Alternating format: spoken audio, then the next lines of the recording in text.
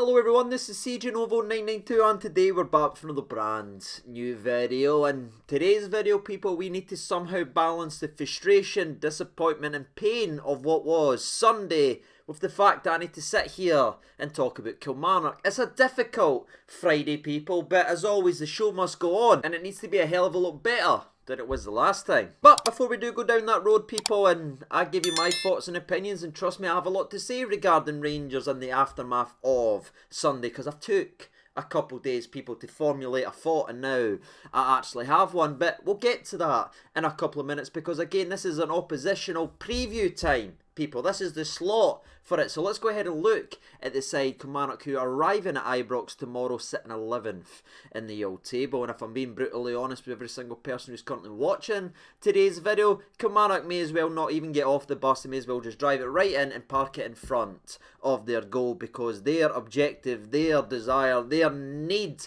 in this game is clear, people, because again, they are 11th and they are absolutely desperate for any point they can get right now if they are to remain in the SPFL going in to next season. And being a Rangers fan, it's very frustrating for me to know which side of the table actually has the excitement, actually has a tight race, that actually has teams swapping constantly week in and week out, because it's not the top of the table, it's the bottom, as it's one of the tightest relegation battles we've seen in a long time. So with 11 games left, Kilmarnock again sit 11th on the exact same amount of points as Ross County, just goal difference separating the two sides, and Motherwell's in amongst that as well. And of course you have rock bottom of the league Dundee United. At least they have sun that keeps me happy at night, people. But even they sit just 4 points away, but they have got a game in hand. All the teams are in and around there scrapping, and every single week it looks different. Motherwell looked dead and buried 3-4 weeks ago. Then they got an actual manager that knows how to manage a football club, and they have responded. Kilmarnock looked as if they'd pulled away, but then they've been dragged right back in. It's an incredible relegation battle here, but with that brings sheer desperation for points. And I think that's pretty clear of what is actually going to be happening tomorrow from the Kilmarnock perspective. But to be fair to Kilmarnock, the defensive approach, this defend or die mentality, isn't new to them. They've got a couple of wee ideas. You could say they've been practicing for numerous years, people. However, there is a stark difference in this Kilmarnock side that we face today than the Kilmarnock side we faced in January, people, as we of course went there and we discussed the home form, how great they are at home, how difficult they are to actually break down, and we ended up conquering that test and coming away with a narrow 3-2 win at the end when it was all said and done. However, that's not the same test that we actually face tomorrow. I'm not sitting here with an on the surface dig at a plastic park. No, I'm actually going to give you a bit of statistics. I'm going to back up the claim that they are much better on plastic than they are on grass, people, especially at Rugby Park, because when you look at Kilmarnock this season, they have got 6 wins in total. All 6 of them have been at Rugby Park. They have 6 draws in total. 4 of them have been at Rugby Park, meaning of the 24 points Kilmarnock has received and gained this season, only 2 of them have been gained away for him. That there is a shambles, people, and when I sit here and say it's Dr. Jekyll, Mr. Hyde when it comes to Kilmarnock, I really, really mean it. They've been horrendous away for him.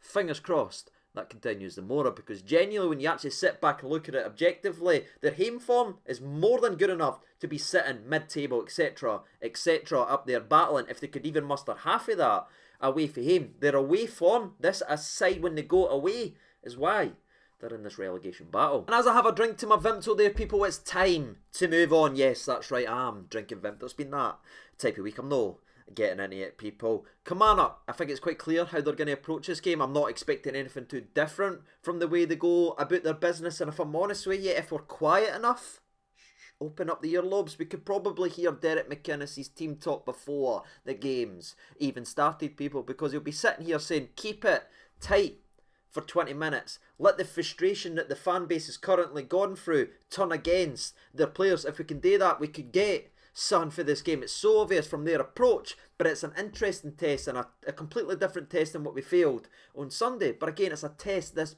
bunch of players must freaking pass. And with that being said, that leaves us away from the oppositional preview over to the Rangers then, because again, there is some things to talk about. 5 days on, people, I'm still as frustrated as I was when I made the reaction video, especially towards Michael Beale for handcuffing us going in to a cup final. Yes, I do, people. We heard all the talk, we heard all this, we heard that about the January signings. They're not here to take part, they're here to be starting 11 players, etc, etc. Well, in our biggest game, he dropped both of them and played people that needed upgraded. That, again, has some responsibility, and I still feel that exact same way as every single Old Firm. No matter about form, no matter who's the better team, they're all won and lost in the middle of the park, and Beale got it wrong at the biggest area of the actual park. And I know there's been a lot of discussion, a lot of fancy words and a lot of mysticism about revamping, new signings, we need this, and it's like, oh look, that's shiny, let's start talking about these players. No, let's pull it back, because we did have 2 new players there, we just never played them, so I'm not going to get distracted with that noise. He needs to improve on that, but again, he is just in the actual job, he's finding out about his players. And if I'm honest with you, for his press conference, I think he was as hurt about some of the performances of the players he trusted in that game as we were about our trust that we put in Michael Beale, if you know what I mean. You could almost see it, and I think something, and he actually done a nice wee quote saying he's learned something from that game. About time, wish it wasn't in the biggest game, but I think he now realises no matter what he thinks of this player or this player, they can't be what we need them to be in the biggest game. It's fine against the teams that we're expected to beat week in and week out, who's got a fraction of our budget, but as soon as we go ahead and battle against Celtic, some might say again the only other horse in the actual race, we haven't been able to get the consistent results. We haven't seen the best of these players, and I think it's evident now, especially after that press conference. And again, I looked a little bit hot with some of the players that I'm doing, that he realises that as well. And for me, that again starts with tomorrow as well, because yes, we have only just 2 new players in the door. It's not the summer transfer window, but play them then. Let's play the boys. I want to see a team selection, and I want to see a team out there who's going to be here next season. There's no interest or no point in playing boys you want to move out in the summer. I just didn't feel that's beneficial at all to this football club. Where we are in the season, let's play the boys who's going to be here. Let's play the boys that's impressing. Let's play the boys that's actually taken their opportunities. No, used to be good, or used to be a fan favourite, or used to be a manager's favourite under Steven Gerrard. Let's play the boys that's performing now, and that's what I want to see going in tomorrow's game, because I'm not wanting an iffy win. I'm not wanting a last minute winners bring their own kind of limbs and excitement, but I didn't think that's what's needed in this game. After what happened on Sunday, I want to see the players pissed off. I want to see the players that actually care. I want to see Beale back his words up in a press conference for once and play the boys that's going to be here next year. And I want to see a complete performance for a Rangers side that apparently was as angry as us all week. That's what we've actually heard. Well, now you've got a perfect opportunity at home at Ibrox versus a team who's been dung all season long away from home. There is absolutely no excuses for us not to go out there and pump them, whether they're parting the bus or not. I mean, they're starting 11's probably on about as much as Alfredo Morelos. There is no excuses, people. Go out there and put in a performance for the fans that needed one on Sunday. I guess that's my long-winded way of saying Raskin should never come out the midfield barring injury or suspension. He is the future of this midfield. The others that he selected clearly aren't. So let's go with the future and let's see what we've got. And that's all I'm really going to say regarding Sunday and how I'm feeling going into this game regarding that, because there is some other major things that we need to talk about, and that leads me to the injury updates, because again, there's frustration, people, and honestly my blood pressure right now, as we're here to talk about Tom Lawrence. As we now found out late last night, he will be missing for the rest of the season. He is now needing surgery, and they are hopeful he will be back. Hopeful he will be back for the start of next season. This was an injury, may I remind you, that Giovanni Van Bronckhorst said wasn't too serious and was going to be 2 weeks. That 2 weeks became 2 months. That 2 months became 4 months. That 4 months became 6 months. And now it's going to look like he's out for about the next 4 or 5. Again, people, and that is absolutely mental. And it's brought a lot of frustration about it, and some unwarranted towards the player and that as well. And that's what I want to talk about now, because for me, that's frustrating, because you know how good that player actually is. Tom Lawrence was great for us. One of our signings that actually came in and hit the ground running. Very rare feat when it comes to Rangers signing. 5 goal contributions and 9 playing really, really well. And he just dropped out the squad. And some people's come out saying, oh, he's an injury prone player. Oh, the season's no gone well, so he's chucked at that. is nonsense, people, and he's no an injury prone player. This is a guy that's now having to have surgery. He's had 2 separate different injuries as he broke down after coming back from his knee injury, having a problem with his Achilles and that as well, and again is requiring surgery. If they're hiding, people, they're no gone for surgeries, if you know what I mean. And I want to just discuss this thing about, oh, we've signed another injury prone player, you should have known better. This is Tom Lawrence's entire injury history, people, throughout his entire career.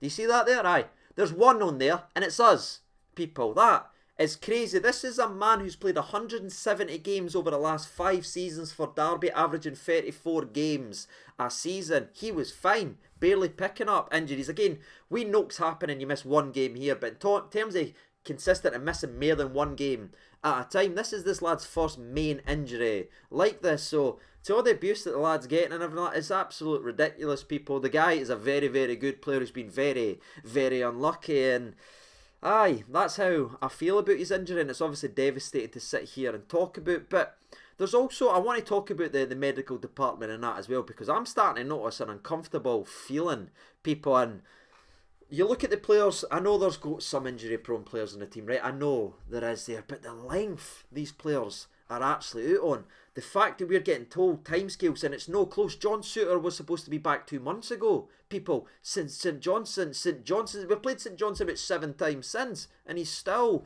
just back in the mixer, and apparently he's good to go now. But you look at all these injuries, I just have to sit back and say, what is going on with our medical department? I would like to get a wee bit of information, because to me, when you look at the amount of injuries and how long these players are actually taking to come back from these injuries, it is one of the worst in Europe, people, and it's baffling, especially when you look at the level of talent that's actually sitting there on the injury table, how badly they could impact us. Again, injuries like Tom Lawrence is just unlucky, right? He's had an injury, he's tried to come back, he's picked up another one. That is just really, really bad luck. But it's the timescales of these injuries. I just like something to be done there, maybe an improvement added, because clearly it's not working, and it's nothing new. It's been year upon year upon year, and it's only getting worse. And I just wanted to have a wee bit of moan about that, people, because when you look at the injuries and everything like that, which I always have to do for these preview videos, every single time we're told a timescale, they're never on that timescale. So something is failing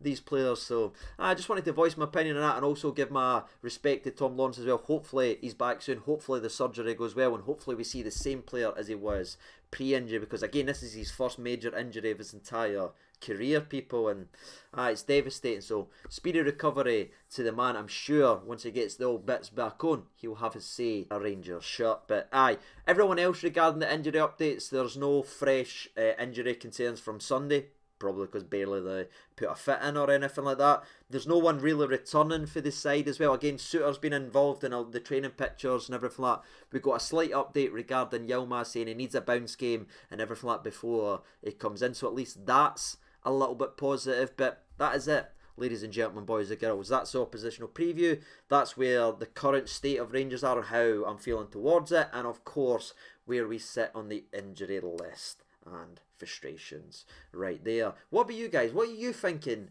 4 or 5 days after the cup final? Now that the dust is settled, what are you feeling inside? It's not as reactionary anymore. What do you think about these players? What do you think about the manager? What do you think needs to happen tomorrow? For me, again, there is absolutely no excuses to see a 90-minute performance. No 5, no 10, no a good first half, no good in spells. No, there's no excuses against Kilmarnock, who again's been struggling. And I'm not taking anything and being disrespectful to Kilmarnock. I know they're hard fought, I know they give absolutely everything, but they've been really poor away from home. And when you've got a team like that, and you've got a team who's just came off losing a cup final to their biggest rivals and been dreadful in that game, surely you get a response for the players and the manager. Surely, people, that would be the dream. I'm going to go for it anyway. I think we're going to win 4-0.